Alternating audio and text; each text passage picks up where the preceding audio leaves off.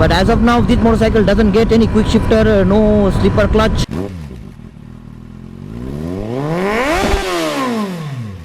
Hello guys, good morning and welcome back to my YouTube channel. This is Prashur Banerjee and you are watching Automania. Guys, I hope you have seen the launch video of the KTM RC 200 which I posted a day back. And well, today I have got the same motorcycle with me for a comprehensive and a detailed review of this motorcycle. I would be taking this bike for a ride and will be giving my feedback and what I feel about this motorcycle. And if you are in Durgapur region and interested in any kind of KTM offering, don't forget to visit KTM. The details are given in the description box down below. And I thank Mr. Subhadip Karmakar for supporting Automania and providing KTM motorcycle for test reviews. And if you like what we do, don't forget to like, comment, share and subscribe to Automania for exclusive automotive updates. Well, it's time I take this motorcycle for a ride and let you know what I feel about this motorcycle. So first things first, let's get started with the cinematics first.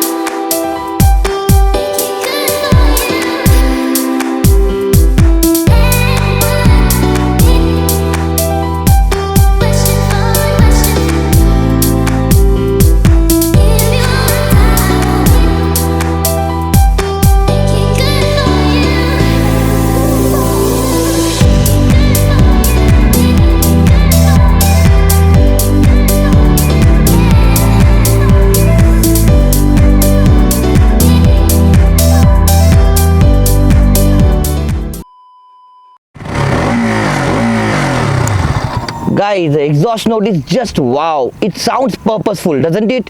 Well, it's time I let you know about the technical and the hardware specifications of this motorcycle, followed by the ride review. So let's get started with that segment. Not many months before, the KTM RC 200 2022 model was unveiled for the international markets, and now this motorcycle finally landed on the Indian shores. The new model gets several upgrades over the predecessor, and here we talk about the latest generation of the KTM RC 200. The biggest change in the styling of the motorcycle is visible right at the front. The updated front fascia features a single monopod LED headlight that replaces twin-pod projector style unit in the older model, while the headlight is fully LED unit, and this provides a great view for the road.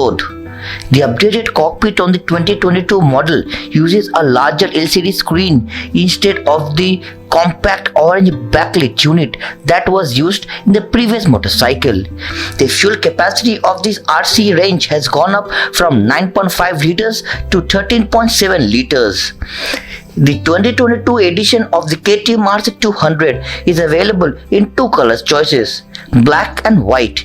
Both colorways features a KTM decal that runs across the fairing, a KTM logo on the tank, a dual tone finish, an orange paint for the subframe and the alloy wheels, and everything works perfectly in making this bike as attractive as ever. Apart from the styling, KTM has also revised the ergonomics of the latest generation. The new RC 200 features a friendlier and upright ergonomics with the updated handlebar setup that now sits 15mm higher than the older generation motorcycles. However, it can be lowered by 10mm for a more aggressive riding position. The seats too have now been redesigned for the latest generation of the RC 200, and that is made out of foam and gives a great feeling for the pillion rider as well. The saddle height is now at 824mm. Talking about the hardware, the changes to the latest generation of the motorcycle is just more than styling revisions. The revised chassis, for example, now features a bolted subframe instead of the welded unit on the previous generation model.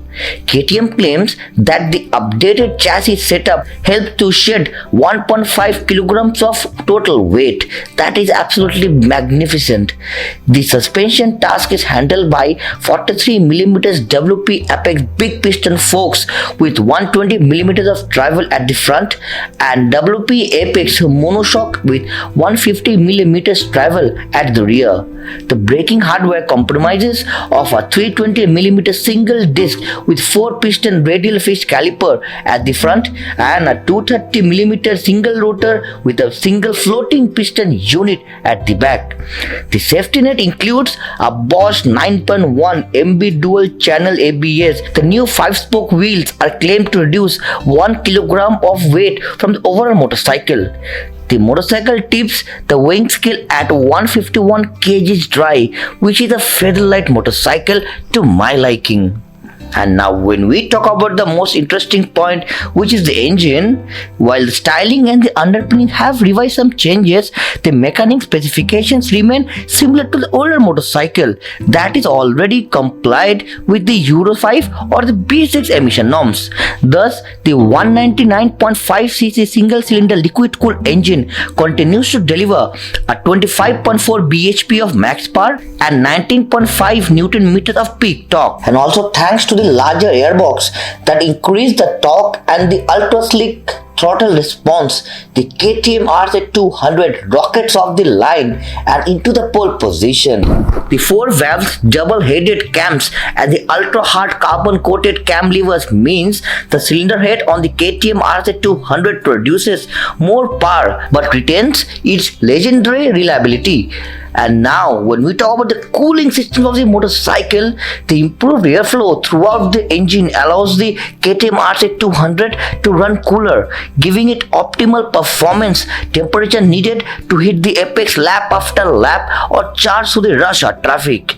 Well guys, overall this motorcycle is just perfect and a great offering for Indian customer. So it will be interesting to see how this motorcycle fights against the likes of its competitor in India market. And priced around rupees 2.1 lakh ex showroom, this is a very decent offering. And if you are interested in any kind of KTM motorcycles in Durgapur or Panagar region, you can contact Durgapur KTM. The details are given in the description box down below. So guys, now it's finally time to take this baby out for a ride review and find out what this motorcycle has to offer on the real world. Guys, let's get started for the ride review. First impressions, very light, 154 kg dry weight. Well, that's really light motorcycle with 200 cc on tap and around 25.6 horsepower.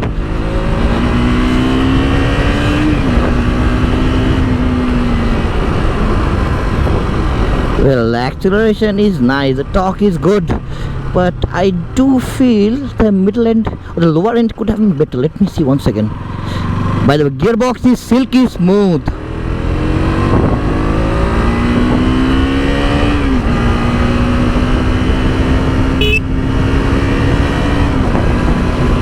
The speedometer is identical to that of the Adventure 250. Well, so it really is, you will get a lot of information. The gear position indicator, the fuel level, the speedometer, the tachometer, the odometer. You've got lots of information and it's very clear in broad daylight, so that's not a problem anymore.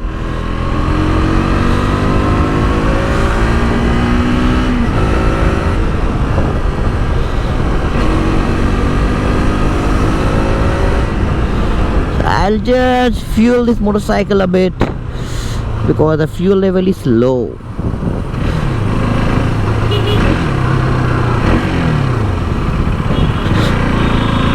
Well, this is the most costliest place in the country right now. Fueling stations, isn't it?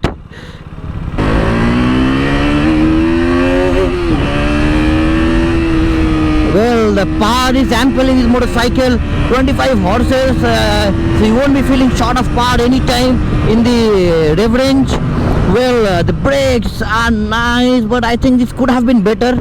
The suspension is a little bit more soft to my liking, and that might create a problem if you take this motorcycle to any kind of race tracks and if you are interested in racing. But a few clicks into the suspension settings and you can make the suspension a bit harder. That will help you, get a perfect balance when you are pushing the bike real hard.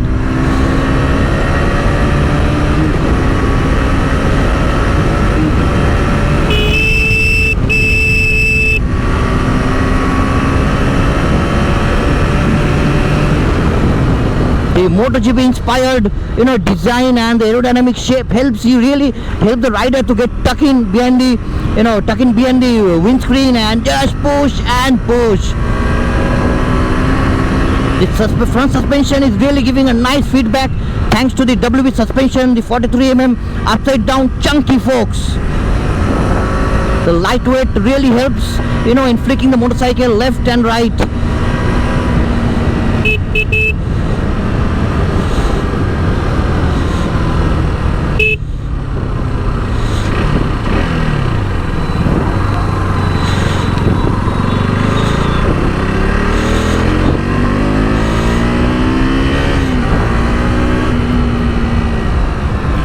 Overall, the feeling and build quality feels really nice. The handlebar is around 10 to 15 millimeters higher up. It's adjustable. You can really bring it near you so that when you are in a mood to cruise, you can, be really relaxed. This ergonomics is not as aggressive as the older motorcycle. It really feels, it's not, I would say, too relaxed, but it's better than the last generation. Only thing missing over here is the hazard indicator. If that was there, that it would have been the icing on the cake. Oops, wrong side. Such a big bus is coming in the wrong directions. Just pathetic. Let's push!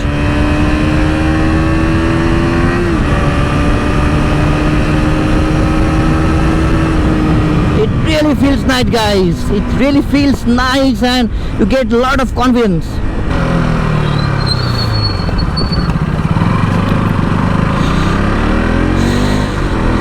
Well, guys, the overall feeling of this motorcycle is really nice, and I won't be doing the top speed run in this motorcycle just now. I'll be doing it the other next day, and don't forget to watch that video as well. And overall feeling, if you would ask me, I'm just a bit concerned about this very tall windscreen. It's purposeful, I'm okay with it, but it is standing from here and goes right till the headlight. It's really big, and if it's big being a small crack, you have to change the entire set of this one, so which is starting from here going till the headlamp. So that might be it might be a costly affair from my liking. Suspension, okay, fine, I'm okay with it. The brakes, I can only say it after the brakes are set, it's already set properly, because it's only 64 kilometers. The brakes are not properly set with the motorcycle. Only after 500 kilometers I can give you the proper review of the brakes. Till now, what I'm feeling is it's a good one. It's a good motorcycle. It gives really good feedback. The braking is fine with the 320mm disc up front and around 220 I guess at the rear. The dual channel ABS comes as standard. One big miss in this motorcycle is the lack of slipper clutch. Well, slipper clutch would have been an icing on the cake, and with the likes of R15, the new V4 edition, which are getting the quick shifter as well, I think that's a huge miss by KTM, but that would have pushed the budget of the motorcycle even higher. So by the way, the 390 would definitely come with the quick shifter and a slipper clutch for sure. But as of now, this motorcycle doesn't get any quick shifter, no slipper clutch, but it does the work well. At this cruising speed, 80-82 km per hour, I'm really comfortable enough. And if this bar can come much 10 to 15 millimeters even higher, so I would be even more comfortable at this position. So it's a really nice addition from KTM, this adjustability, and this bike is really smooth. We've gone out those vibrations. I didn't feel older generation had some vibrations, but now there is no vibrations in the motorcycle anymore. It really feels nice, feels agile, feels sharp, sporty. The overall build quality is perfect. The tank, is MotoGP inspired. You get that MotoGP feeling. And one second, okay, yeah, you get that MotoGP feeling. Next is the way the bike handles. The handling is really nice. I'll just flip left to right. The handling is really nice. You can really tuck on to the other side and do perfect cornering, left or right, whatever. So that is a big advantageous point because it's a very lightweight motorcycle. Now the thing is durability factor. Well, time shall say if this new motorcycle is durable. Well, the older one was. The engine is, there is a problem of the engine, and that needed a bit of refinement, which the motorcycle already got. It's much more defined than ever.